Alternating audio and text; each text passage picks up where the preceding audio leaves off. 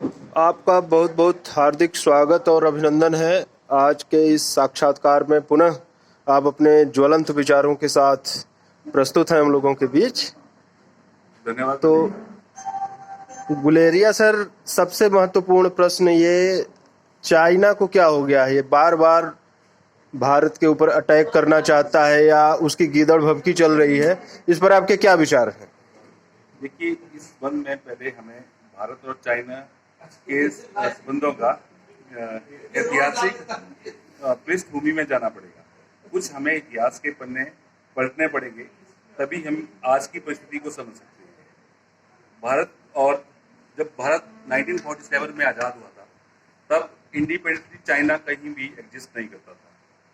भारत की कोई भी सीमा चाइना के साथ नहीं लगती थी। बीच में तिब्बत नाम का एक राष्ट्र होता था। आप इसको कुछ भी कह लीजिए, ये विभिन्न देशों की विफलता है कि चाइना ने बड़ी आसानी से तिब्बत को कैप्चर किया और धीरे धीरे उसकी जो एक्सपेंशनिस्ट अप्रोच है, जिस तरह वो अपनी सीमाएं बढ़ाता जा रहा है, ये पिछले 70 सालों से वो लगातार कर रहा है और आज उसी का खामियाजा भारत भी भुगत रहा है।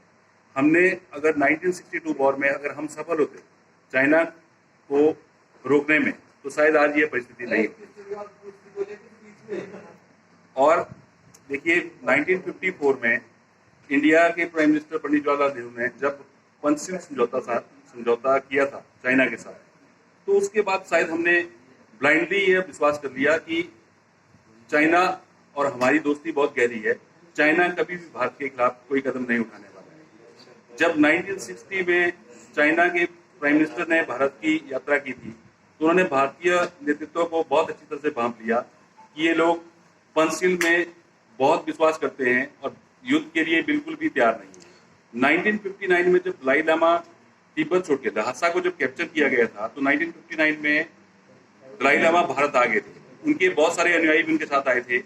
तब भी भारतीय और चीन की सेना के बीच में छिटपुट घटनाएं होती रही थी। लेकिन जो मेजर तौर पे हम यही मानते थे कि चाइना कभी हमारे साथ सीधा युद्ध नहीं करेगा। लेकिन चाइना ने क्या किया, 1962 में हमारे साथ युद्ध लड़ा। उसका कारण एक और भी है।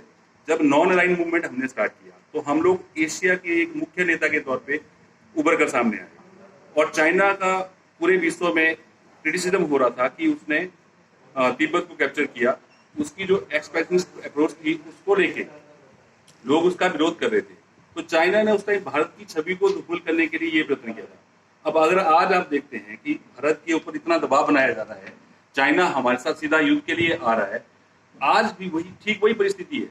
चाइना की छवि पूरे विश्व में खराब है। कोरोना को लेके, कोरोना वायरस को जिस तरह से चाइना ने पूरे विश्व में फैलाया है, ये उसकी आज तो ये बिल्कुल क्लियर कट पता चलता है कि ये उसकी चाल ही थी। शायद चाइना ने इसके पीछे भी बहुत तैयारी की हुई थी।